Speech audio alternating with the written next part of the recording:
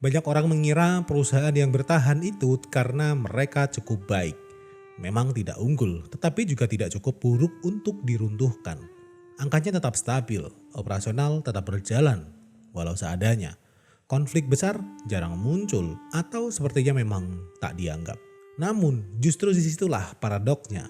Stagnasi tidak hidup di situasi kacau atau penuh tekanan. Ia tumbuh di lingkungan yang terasa aman, terkendali, dan relatif nyaman di kondisi lingkungan yang tidak ada tuntutan kuat untuk berubah. Tapi jika tidak ada sinyal yang jelas bahwa ada sesuatu yang salah. Dalam kondisi seperti ini, bertahan tanpa bergerak tidak terlihat sebagai masalah. Ia terlihat seperti pilihan tepat dan terasa sangat masuk akal. Bahkan sering dianggap sebagai bentuk kehati-hatian. Di titik inilah pertanyaannya bukan lagi soal bagaimana ambisi atau kualitas orang-orang di dalamnya. Akan tetapi mekanisme apa yang membuat stagnasi terasa begitu aman, wajar dan rasional untuk tetap berjalan. Hai teman baca, setiap hal besar terlahir dari gagasan kecil. Dan ingat, satu kalimat dari sebuah buku bisa merubah hidupmu. Assalamualaikum, hai teman baca, jumpa kembali bersama saya Lingga di channel Ruang Baca. Di edisi Teras Wawasan kali ini, kita tidak sekedar berbicara mengenai maju atau tidaknya sebuah perusahaan, tetapi tentang satu kondisi di mana terasa sangat aman ketika semuanya masih berjalan, yaitu buaian stagnasi.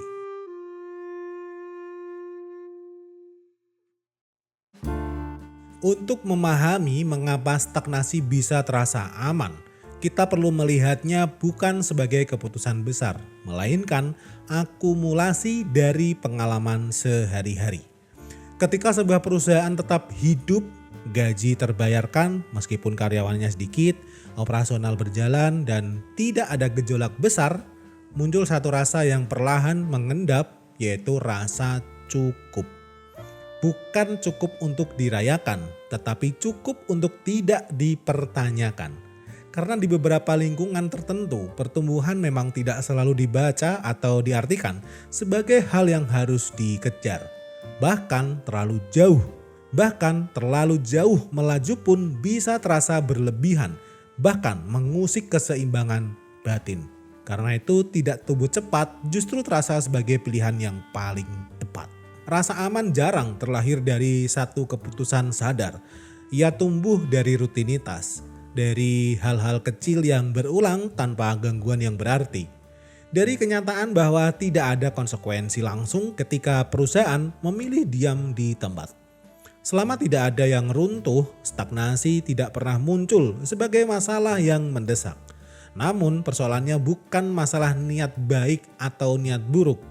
Bukan juga soal benar atau salah, akan tetapi cara orang-orang di dalamnya memaknai keadaan inilah yang membuat bertahan apa adanya terasa lebih masuk akal daripada mengambil resiko untuk bergerak dan berkembang. Stagnasi dalam konteks ini bukan hasil dari satu pilihan tegas. Ia adalah kumulasi dari banyak pembenaran kecil yang tidak pernah diucapkan keras-keras tetapi terus bekerja di kepala orang-orang yang menjalaninya. Jika stagnasi terjadi bukan karena perusahaan tidak mampu bergerak, lalu mekanisme apa yang membuat kondisi ini terasa wajar dan bahkan rasional? Ada beberapa mekanisme yang bekerja bersamaan. Simak videonya sampai selesai.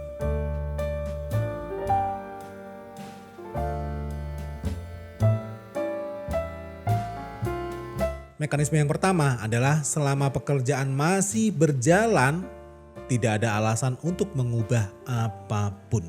Selama perusahaan tetap berjalan, evaluasi kehilangan urgensinya. Tidak ada momen yang memaksa orang berhenti dan bertanya apakah arah ini masih relevan. Yang terjadi justru sebaliknya. Setiap hari yang terlewati tanpa masalah menjadi alasan tambahan untuk tidak mengubah apapun. Keberlangsungan tidak lagi dilihat sebagai kondisi sementara, tetapi sebagai bukti bahwa sistem yang ada masih pantas kok dipakai. Mekanisme yang kedua, stagnasi mulai terasa sebagai sikap yang pantas. Dalam lingkungan tertentu, ada kondisi di mana stagnasi tidak lagi terasa sebagai masalah.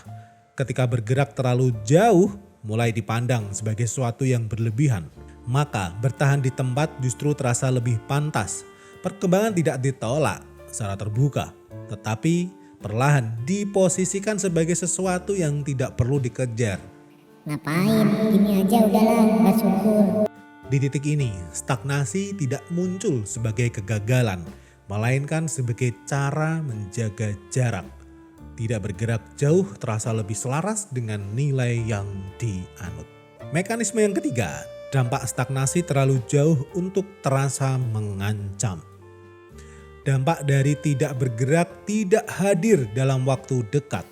Ia bekerja perlahan, jauh di depan, dan jarang muncul sebagai masalah yang bisa dirasakan sekarang. Selama rutinitas tetap berjalan dan tidak ada tekanan langsung, tidak ada alasan kuat untuk mengubah arah. Resiko jangka panjang tetap abstrak. Sementara yang dihadapi setiap hari hanyalah keadaan yang terasa stabil. Ketiga mekanisme ini saling mengunci. Keadaan yang meniadakan evaluasi, stagnasi mulai terasa sebagai sikap yang pantas, dan jarak dampak membuat semuanya terasa tidak mendesak. Di titik ini, stagnasi bukan lagi sesuatu yang dipilih secara aktif, tetapi sesuatu yang terus dijalani tanpa pernah benar-benar dipertanyakan.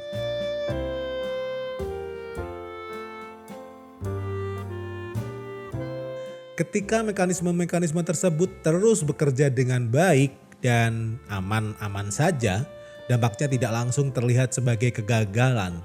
Justru sebaliknya, dari luar perusahaan tampak stabil, tidak ada gejala besar, tidak ada krisis yang mencolok, tidak ada alasan yang jelas untuk menyebutnya bermasalah. Yang terpenting, kegiatan operasional mini tetap berjalan, struktur tetap utuh, tetap minimalis, dan ritme kerja tidak banyak berubah. Tetapi yang terjadi di baliknya adalah pembekuan arah. Bukan karena tidak ada pilihan, melainkan karena pilihan-pilihan itu perlahan berhenti dibicarakan. Atau dibicarakan tapi tak pernah ada tindakan. Evaluasi menjadi formalitas kalau ingat, alih-alih alat koreksi. Keputusan diambil untuk menjaga keadaan, bukan untuk membuka kemungkinan. Dalam jangka panjang, kondisi ini membentuk jenis stabilitas yang rapuh.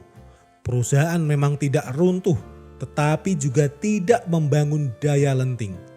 Ia terbiasa hidup di zona yang sama, dengan asumsi bahwa besok akan selalu menyerupai hari ini.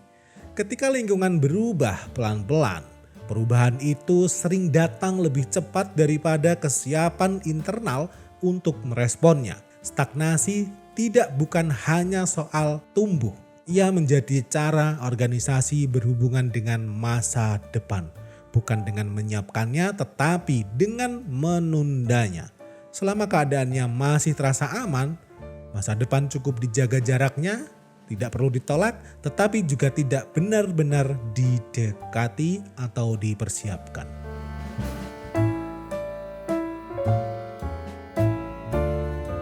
Seringkali arah sebuah organisasi memang tidak hanya ditentukan oleh keputusan-keputusan besar, tetapi juga oleh hal-hal kecil yang dibiarkan begitu saja. Apa yang tidak dipertanyakan, apa yang terasa cukup, dan apa yang terus diulang karena tidak pernah benar-benar diuji atau membawa dampak masalah. Dalam kondisi seperti ini, banyak keadaan bertahan bukan karena dipertahankan dengan sadar, melainkan karena terasa aman dan nyaman untuk diteruskan. Tidak ada dorongan kuat untuk berhenti, tidak ada alasan jelas untuk mengubah arah. Yang ada hanya kebiasaan yang terus dilanjutkan. Seolah-olah ini bukan hasil dari keputusan siapapun. Demikian Teras Wawasan kali ini. Di setiap diskusi selalu ada wawasan baru. Jaga emosimu, buka pikiranmu, dan pahami kembali pola yang bekerja di balik keputusan-keputusan kita. Assalamualaikum.